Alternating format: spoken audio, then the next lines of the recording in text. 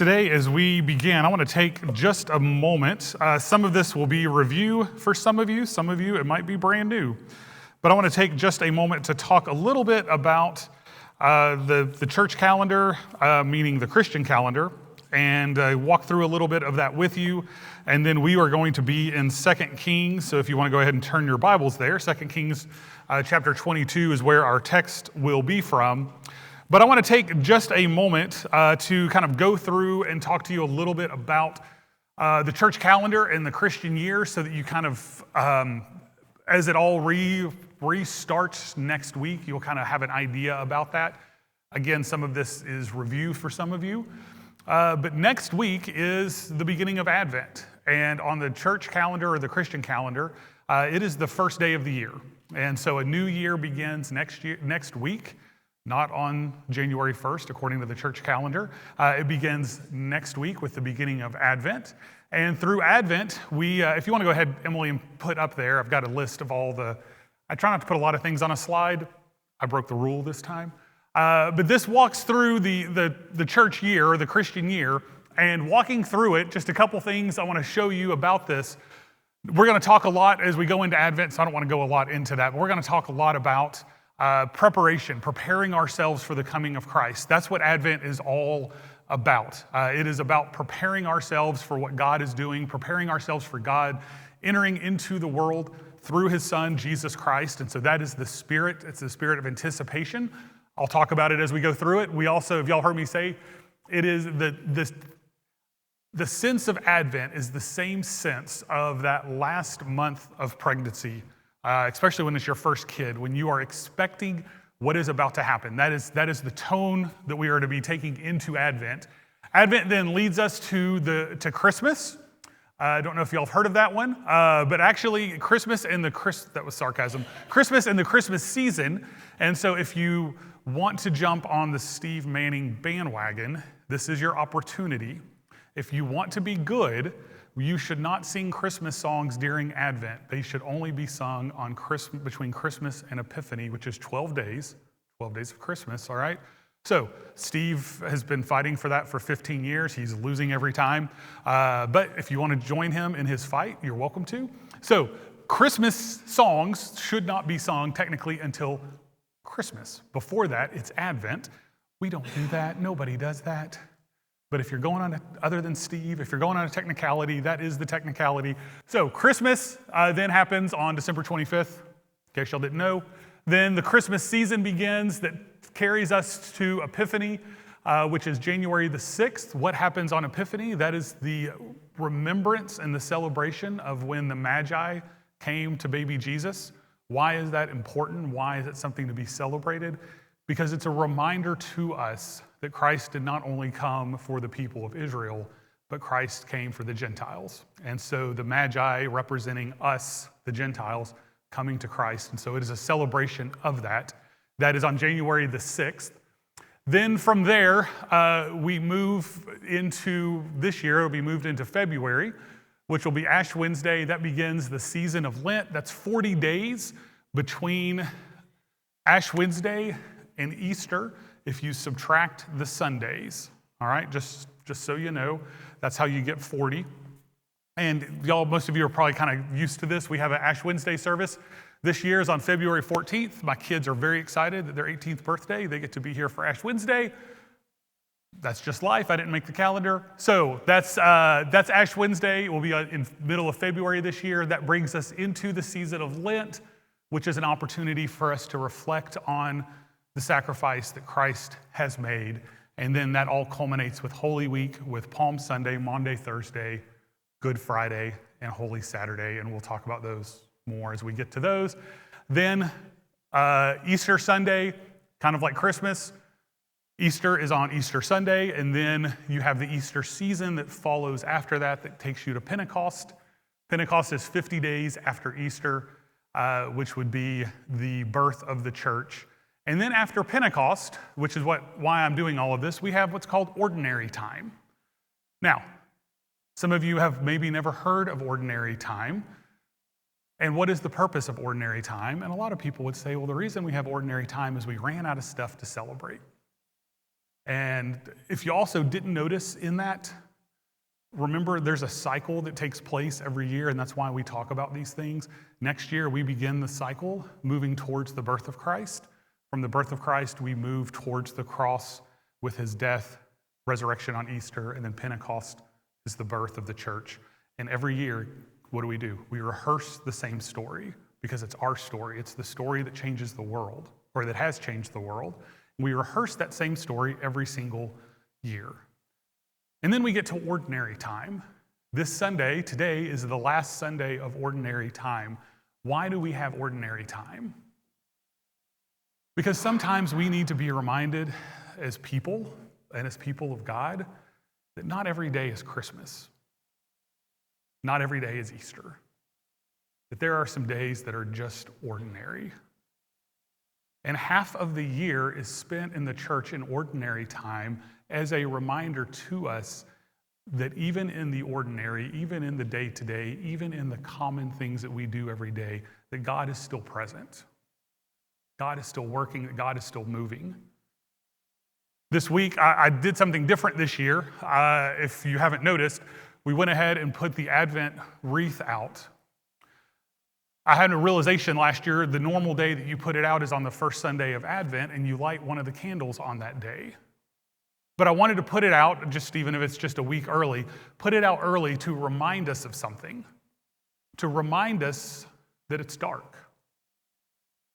And next week, one candle will be lit, then another as we move to Christmas, to be reminded that the light is coming into the world. But what we're going to talk about today is some days our days are dark. Some days our days are filled with darkness. And an unlit Advent wreath reminds us that even on those dark days, that God is still coming and has come into the world. Even on the days that we don't feel his presence, God is still present. God is still with us.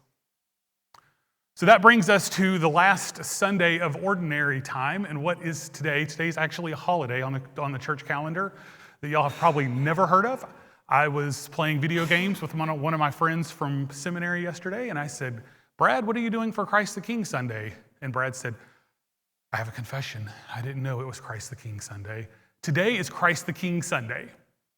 Now, why do we end ordinary time on Christ the King Sunday? Why today? Well, it's a newer thing, and I want to read you a little excerpt. This is from a guy, Robert Weber, who wrote a series of books called Ancient Future Evangelism. There was another one, can't remember the name of it, and then Ancient Future Time was the last one, and this one is from that book. And just a little paragraph that he writes about Christ the King. He said, "The feast of Christ the King is of a modern origin. It was instituted in 1925, so it's not even 100 years old, to function as a countercultural way against the secularization of the modern world. It is needed now more than ever, as the time before Christmas has become saturated by consumerism, crowding out the real meaning of the season. By pointing to the ultimate reign of Christ over all people, over all nations, over the entire cosmos, the church prepares its people to approach Christmas in the right spirit. The babe has come to die for our sin, to conquer all the powers of evil, and to reign as Lord over his entire creation. In this expectation, we are to be spiritually formed. By bowing our knees to Christ, we are inviting the cosmic Lord of history to take up residence in our hearts and lives, and to be Lord of life now in this and every moment of our thoughts, feelings, and actions." Today is a reminder to us in the church calendar that Christ is Lord. Today is a reminder to us that sometimes we forget and sometimes we don't live with that truth.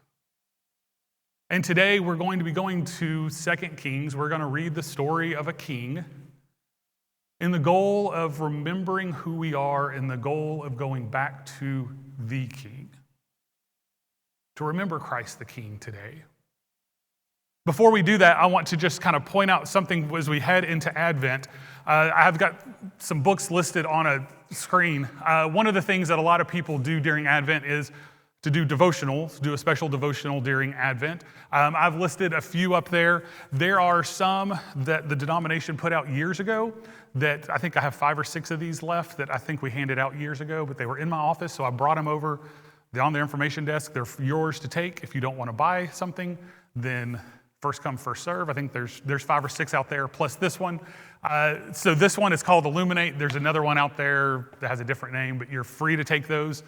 But a couple other that I just want to point out. One is one that Heather and I have not read. She ordered it this week, but I feel with the author, I feel good about what it's going to say. But Advent for Everyone, A Journey with the Apostles. There's actually a few in this series. There's a journey with Luke, a journey with Matthew. There might be a John. There wasn't a Mark, because you will see in Mark's gospel, he doesn't do a whole lot with Advent. But any of those, N.T. Wright's a fabulous author and worth picking one of those up. That's what we've ordered for this year. Then one that we have done many years that is, from what I've seen online, out of print, but you can order it on Kindle or in an ebook form, is Preparing for Jesus, Meditations on the Coming of Christ, Advent, Christmas, and the Kingdom by Walter Wangerin. This is just a fabulous little book. He has another one for Lent that is phenomenal. The Lent one is better, but this one is not bad, and it's worth reading as well. And then the last one is one that actually covers the entire year, so don't be afraid by its thickness. But I've loved this little book. It's called Living the Christian Year, Time to Inhabit the Story of God. This covers the entire year, so it starts next week with Advent. It ends at the very end back here. I put a little bookmark in. Right here is where it ends on Christ the King Sunday. And so but what he does is he writes a little kind of paragraph about it, and then he has passages for you to read throughout the week. And then also in the midst of that, also prayers to read. And so this is a great book that if you want to just order something and it just covers the whole year, and it's a very good book. So that's Living the Christian Year, Time to Inhabit the Story of God by Bobby Gross. So those are just kind of, you got time to order things if you want to order something. Amazon is very busy this time of year, so if you want to pick one of those up, you can do that. So just kind of to give you kind of some Advent options as we head in. All right, so let's jump into our passage for this week, and we are going to come back to Christ the King Sunday as we get towards the end. So this week we are in the book of 2 Kings, and I assume this is probably a story that most of us probably don't know very well. It is not one that we read very much. It's the story of one king, and that one king is the king Josiah, but Josiah comes from a lineage that I want us to look at. He is the grandson of a king named Manasseh. Manasseh was 12 years old when he became king, and he ruled for 55 years. Manasseh is known as probably the very worst king of Israel. 2 Kings 21, this isn't up on the screen, but I want you to hear, this is how he is described. Okay, this is not good. This is how he is described. He did what was evil in the Lord's sight, imitating the detestable practices of the nations that the Lord had dispossessed before the Israelites. He rebuilt the high places that his father Hezekiah had destroyed and reestablished the altars for Baal. He made an Ashereth, as King Ahab of Israel had done. He also bowed in worship to all the stars in the sky and served them. He built altars in the Lord's temple where the Lord had said, "Jerusalem is where I will put my name." He built altars to all the stars in the sky and courtyards to the Lord's temple. He sacrificed his son with fire. In the fire, practiced witchcraft and deviation and consulted mediums and spiritualists. He did a huge amount of evil that's what the Bible says, a huge amount of evil in the Lord's sight, angering him. That's Manasseh. Not a good guy. Manasseh dies, and his son, Amon, becomes king. He's 22 years old when he becomes king, and you'll see there he reigned for a big whopping 2 years. Do you know why you only reign for 2 years? if you're really, really bad and your servants decide they'd rather kill you than have you as king. And so Amon is king, but he does pretty much exactly what his father has done. And if you kind of go down through the chapter, verse 20 of chapter 21 says, he did what was evil in the Lord's sight, just as his father Manasseh had done. He walked in the ways of his father had walked. He served the idols his father had served. He bowed and worshiped them. He abandoned the Lord God of his ancestors and did not walk in the ways of the Lord. And if you look at the very next verse, verse 23 says, so his servants decided, you're done. So they kill Amon. And then Amon's son becomes king, Josiah, which is where we're going to land today. The problem was Josiah is 8 years old. Now, how many of us know an 8-year-old that we think that would make a good king? Anybody? I don't know. I feel like the McCorders, do y'all have a grandson that's in the 8 range? Yeah, I think y'all, yeah. So it's not a good place to be. But Josiah rules, and in his ruling, he actually, we're going to see, becomes a really good king in spite of his parent, in spite of his father, in spite of his grandfather. So that's where we're going to pick up the story. Chapter 22, verse 1. We'll read down right now down through verse 7. It says, Josiah was 8 years old when he became king, and he reigned 31 years in Jerusalem. His mother's name was Jedediah, the daughter of Adidah. She was from Bozkath. He did what was right in the Lord's sight and walked in all the ways of his ancestor David. He did not turn to the right or the left. In the 18th year of King Josiah, the king sent the court secretary Shaphan, son of Azaliah, son of Meshullam, to the Lord's temple, saying, so just kind of pause there for a moment. He's 8 years old when he becomes king. This is the 18th year, so that's 26, if I did the math correctly. So he's 26 years old. So just kind of process for a moment. His grandfather ruled 55 years. His dad ruled 2 years. So for 57 years, the people of Israel followed Baal and idols and stars. Now for another 18 years, nothing really changed. Now we're going to see that things change, but for that first 18 years, we don't really know what has happened, but we're about to see that they probably weren't following God, the Creator. So 57 plus 18, if I did that math correctly, is 75 years that the people of Israel were not following the law of God the way that they should be following the law of God. Verse 4, this is him talking to the high, so he said, go up to the high priest, Hilkiah, so that he may total up the silver brought into the Lord's temple. The silver the doorkeepers have collected from the people, it is to be given to those doing the work, those who oversee the Lord's temple. They in turn are to give it to the workmen of the Lord's temple to repair the damage. They are to give it to the carpenters, builders, and masons to buy timber and quarried stone to repair the temple. But no accounting is to be required from them for the silver given to them, since they work with integrity. So what's going on? So Josiah says to him, okay, the temple is in disrepair. It has been neglected, and not just neglected, it has been used for the worship of idols over this time that we see from Manasseh and Amon. And so we need to go in and just redo the whole thing. So hire these people, have them do it, pay them. That's what we need to do. So they go into the temple and they start this work and they start trying to get it back to what it should be. So we pick up verse 8. The high priest, Hilkiah, told the court secretary, Shaphan, I have found the book of the law in the Lord's temple. And he gave the book to Shaphan, who read it. Then the court secretary, Shaphan, went to the king and reported, your servants have emptied out the silver that was found in the temple and have given it to those doing the work, those who oversee the Lord's temple. Then the court secretary, Shaphan, told the king, the high priest, Hilkiah, has given me a book. And Shaphan read it in the presence of the king. When the king heard these words of the book of the law, he tore his clothes. Then he commanded the high priest Hilkiah,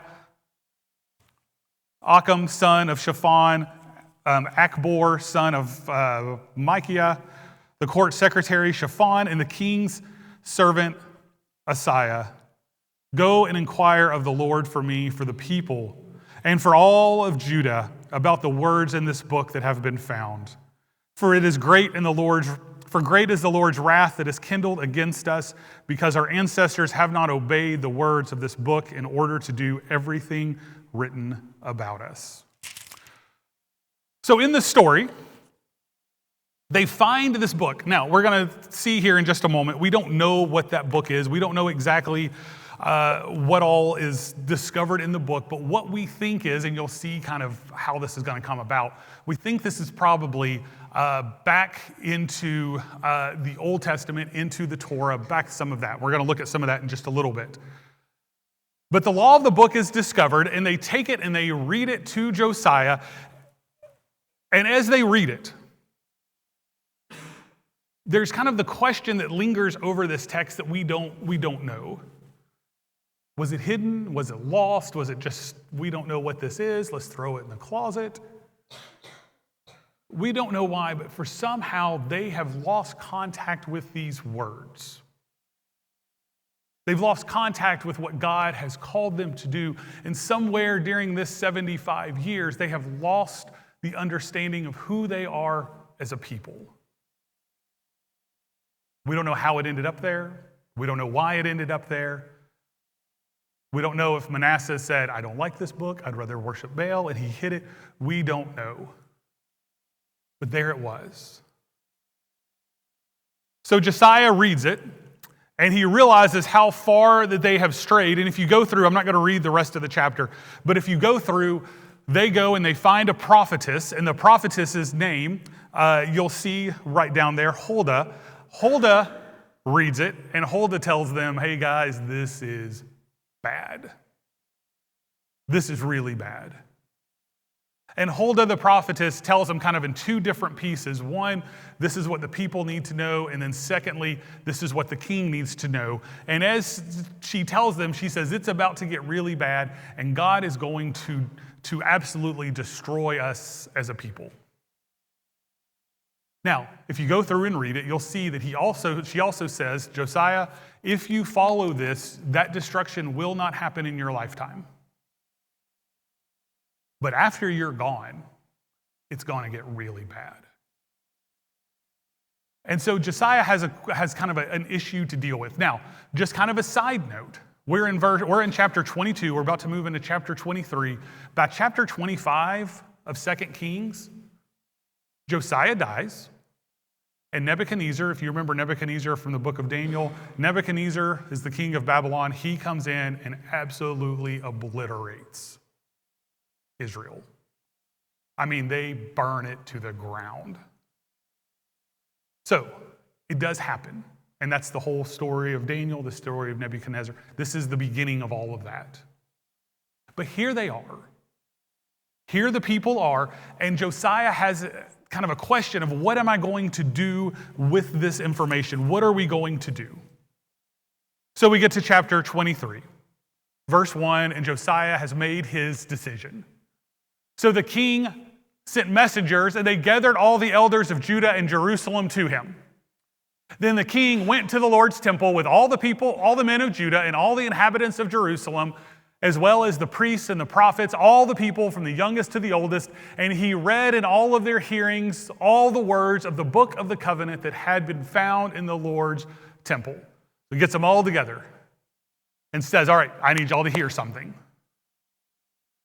Next, the king stood by the pillar and made a covenant with in the Lord's presence to follow the Lord and keep his commandments, his decrees and his statutes with all his heart, with all his soul, in order to carry out the words of the covenant that were written in this book. All the people agreed to the covenant. Then the king commanded the high priest, Hilkiah, and the priests of the second rank, and the doorkeepers to bring out of the Lord's sanctuary all the articles made for Baal, Asherah, and all the stars of the sky. Can I just side point, this has nothing to do with the sermon. My pastor growing up, If in Hebrew, the word Baal had a little asterisk between the A and the L, and so in Hebrew, it's pronounced Baal, and we all kind of laughed at him when I was a kid about that, but now every time I read it, I want to say Baal, and I don't. But anyway, just so y'all know, if I ever slip up and say Baal, I apologize. So Baal, Asherah, all the stars of the sky, he burned them outside Jerusalem in the fields of the Kidron and carried their ashes to Bethel. So he burns up all of the idols. Then he did away with the idolatrous priests and the kings of Judah had appointed to burn incense at the high places of the cities of Judah and the areas surrounding Jerusalem. They had burned the incense to Baal and to the sun, to the moon, the constellations, and all the stars of the sky. He is completely undoing everything that his grandfather and father did. He brought out the Asherah pole from the Lord's temple to the Kidron Valley outside Jerusalem. He burned it at the Kidron Valley, beat it to dust, and threw its dust on the graves of the common people. He also tore down the houses of the male court prostitutes that were in the Lord's temple, in which the women were weaving tapestries for Asherah. So this is what he does. He just completely just obliterates everything pagan in the sanctuary or in the temple. That's what he does. Now, as we have read these, part of what I want you to kind of hear is that I've read through this, we don't know what they were reading that day. We don't know what scroll, what book they found. But some of this language, I hope, kind of helps you kind of maybe hear another verse. Maybe it reminded us of something that we know, and what most people think is what was found was the core passages from the book of Deuteronomy.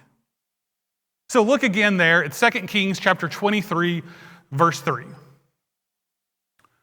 The king stood by the pillar and made a covenant in the Lord's presence to follow the Lord and keep his commands, his decrees, his statutes. Statutes with what? Anybody recognize anything? With all his heart, with all his soul, in order to carry out the words of this covenant that were written in this book, and all the people agreed to the covenant. Anybody hear anything there? What do you think maybe they were reading? You should do what? Love the Lord your God with what? All your heart, your soul, all your strength. So if we flip back to Deuteronomy, we can flip back to Deuteronomy chapter 6. Hear these words. This is the command. The statutes and ordinances the Lord your God has commanded me to teach you so that you may follow them in the land you are about to enter and possess. Do this so that you may fear the Lord all the days of your life by keeping his statutes and commands I am giving you, your son and your grandson, so that you may have a long life. Listen, hear, Israel, and be careful to follow them, so that you may prosper and multiply greatly, because the Lord, the God of your ancestors, has promised you a land flowing with milk and honey. Listen, hear, O Israel.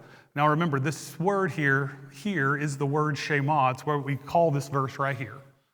Listen, Israel, the Lord, our God, the Lord is one.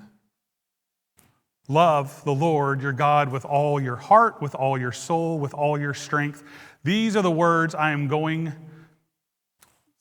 these words that I am giving you today are to be in your heart. Repeat them. Repeat them to who? Repeat them to your children. Talk about them when you sit at your house and when you walk along the road, when you lie down and when you get up. Bind them as a sign on your hand and let them be a symbol of on your forehead. Write them on the doorpost of your house and on your city gates.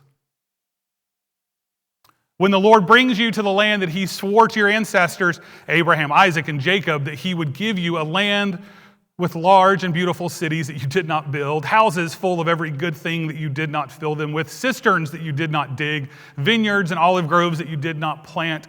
And when you eat and are satisfied, when you are filled, be careful. Be careful not to think that you did this on your own. Be careful not to forget the Lord who brought you out of the land of Egypt, who brought you out of the place of slavery. Fear the Lord your God, worship him, and take oaths in his name. Do not follow other gods, the gods of the peoples around you. For the Lord your God, who is among you, is a jealous God. Otherwise, the Lord your God will become angry with you and obliterate you from the face of the earth. That last verse, I think, worried our friend Josiah just a bit.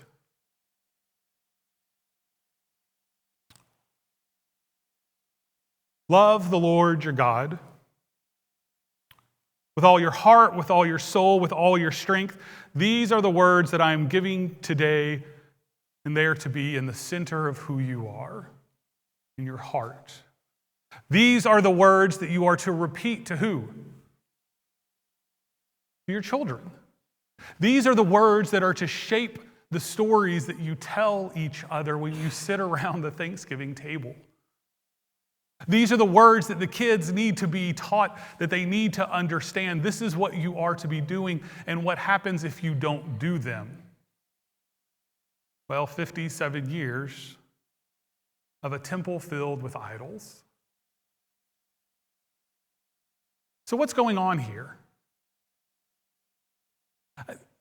I think what happened is a term that some of us know. It's actually a military term. It's a term called mission creep. Y'all ever heard it? Mission creep is one of those things that happens in the military, and it happens, I don't think anybody kind of does it on purpose. But mission creep is a gradual shift in objectives during the course of a military campaign. Now, we see this all the time, and I mean, it's something that happens. It's what happened to our military pretty recently. After September 11th, it's we need to go to Afghanistan, we need to find ISIS, we need to find Osama bin Laden, and then just in the past few years, the leadership in Afghanistan looked around at each other and like, what are we doing here? That's not a commentary, it's just what happens. But mission creep is not just something that happens in the military. It's a military term. But it's something that happens to us. Because mission creep is also a gradual shift in our purpose or our focus during the course of our life. That we live our lives and we say, this is the path I am going to be on, and then life happens and things happen and we get off course. Now, hopefully we don't get off the course to the point of Manasseh and Amon. But we need to hear the words of Josiah and the words of Deuteronomy today that say, this is what your mission is. To love the Lord your God with all your heart, with all your soul, with all your strength. These are the words that have been given to you today, and they are to be at the core of who you are. And the core of who you are is something that you transfer into your children, into your grandchildren, into the children of your community. That these are the stories that you tell. So this morning, kind of my question to you is, how do we deal with mission creep? We all deal with it. How do we get back on the right mission? I have just kind of three things that I want to say as we kind of pull this together. Some of it's pretty simple. The first thing that we do is that we return to the original mission. What's the original mission? To love the Lord your God with all your heart, soul, mind, and strength. To love your neighbor as yourself. That we are to be people who love God, that we are to be people who love our neighbor, that we are to be people who find ways to live that out, and we are also people who transfer that to our children. And by children, I don't just mean the children that are under our roof or were under our roof. I mean the children in our orbit. The children that 2 weeks ago I asked you to write down on this board. These are the children that we are called to speak into their lives, to speak truth into their lives. 2 weeks ago, I called it a crisis. It's a crisis to be people that speak this into their lives. The next piece is, I think that it starts kind of with us asking two questions. Two simple questions. What matters? And who matters? Every single person that you see, every single one of us, everybody has a God. Some of us have a God with a big G. A lot of us have gods with little g's. And if everyone has a God, which God are you serving? If we walk through the Deuteronomy passage, we've already seen verses 4 and down through 7, but you can also look over at the Deuteronomy passage, and verse 12 says, "Be careful not to forget the Lord who brought you out of slavery, the Lord who has delivered you, the Lord who has given you freedom. Be careful not to forget him. Be careful not to think that what you have done and what you have is because of you. It's because of God." What matters? Who matters? God is the one who gives us life. God is the very breath in our lungs. And loving our neighbor is a direct extension of what it means to love the Lord your God with all your heart, soul, mind, and strength. We're going to be in Mark's Gospel in a month or so. And when we're in Mark's Gospel, one of the passages we're going to read, you remember the scribe, I think it's chapter 12, the scribe comes to Jesus and says, what's the one commandment? Remember what Jesus says? You shall love the Lord your God with all your heart, soul, mind, and strength. And what? Love your neighbor as yourself.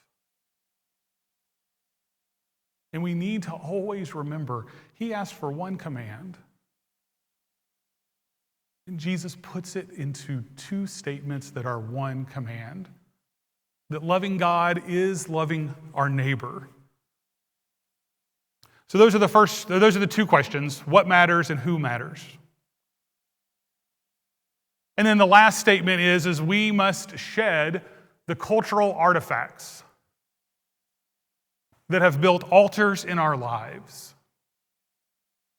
Part of the incredible thing about the Josiah passage is that in the Josiah passage, he goes through, after they make this covenant, after they come together for this renewal, then they all just go home and everything's done and they're all happy, right? No. They make a covenant, they read the verses, they make a covenant.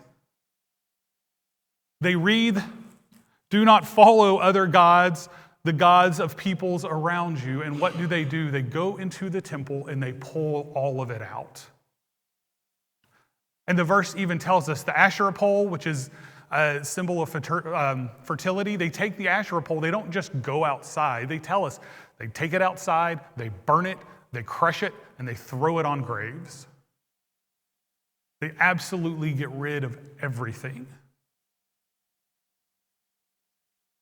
And what I hope we think through and what I hope we hear is that some of those things, we might not have idols in our lives, or some of us do, but we have those things in our lives that have taken up residence that need to be cleaned out. So our next week is the beginning of Advent, and with the beginning of Advent is the beginning of a new year. And today, as I have already told y'all, is Christ the King Sunday. And as I read to you earlier, that Christ the King Sunday is a reminder that we are to bow our knees to Christ, and we are inviting the cosmic Lord of history to take up residence in our hearts and lives, to be the Lord of life now in this and every moment of our thoughts, feelings, and actions. So here's my question for us this morning. On this Christ the King Sunday, looking at that last statement, we must shed the cultural artifacts that have built altars in our lives. My question to you is what are those things? What are those artifacts that we need to turn over that are keeping us from worshiping the true King? What is distracting you from Christ being the King? If we were to join Josiah and the people of Israel that day, and we were to walk out there, and Josiah gets up and says, all right, we're going to read this scroll. He reads the scroll to us and says, this is what we're going to do now. We're going to love the Lord your God with all your heart, soul, and strength. That's what we're going to do. But in order to do that, we need to go into the temple and clean some things out. What would you need to clean out? What is keeping you from worshiping Christ as King in your life? Is it work situation, a health situation, a family situation, a financial situation? Is that you are racked with hurt and need to be healed? Is it worry that plagues you? What are those things in your life that are distracting you, that have taken up a place in your temple that keep you from worshiping God? It's easy to take those things and make them a god and place them on a shelf. But what I want y'all to hear today is whatever those things are, that there is a God who hears your prayer. That sometimes we take God and put God himself on a shelf, and we just think we can kind of put God there, he can do his thing, I can do my thing, and I don't have to think about it. And God today wants you to hear something of, I don't want to be stuck on a shelf. I want to be in your life. I want to destroy those idols in your life that are keeping you from me. This morning, as we wrap up ordinary time, as we head towards Advent, as our wreath is dark, as we stand before Josiah and he reads the scroll to us, what are those things that we need to give up? That we need to give over to God? Today, as John comes, we're going to sing a song that we have not sung before. This is John's first time. But it's a song that is based on an ancient prayer, a prayer of St. Patrick. A prayer that reminds us that Christ is before us, Christ is behind us. That when I turn to my left, there is Christ. When I turn to my right, there is Christ. But a prayer that reminds us that we have a mission. And sometimes we've creeped a little bit away from that mission. Some of us carry incredibly heavy, heavy things. And today, as we wrap up this church year, to be able to come to the altar and just say, God, here it is. This is what I'm carrying. This is what distracts me from following you. God, here it is. I want to leave it here. I want it destroyed. I want to be with you. Today, as we come, if you want to come and pray that prayer, I just invite you to come and find a place to kneel. If you would like to be anointed for healing, physical, spiritual, emotional, I'll be right down at this altar. If you'd like to pray with the pastor, Pastor James will be down at this far altar, and he would be happy to pray with you. But today, as we come, the question is in front of us. what is the idol? What is the thing that is in the temple that needs to be cleaned out so that Christ can truly be king? So that I can love the Lord my God with all my heart, soul, mind, and strength.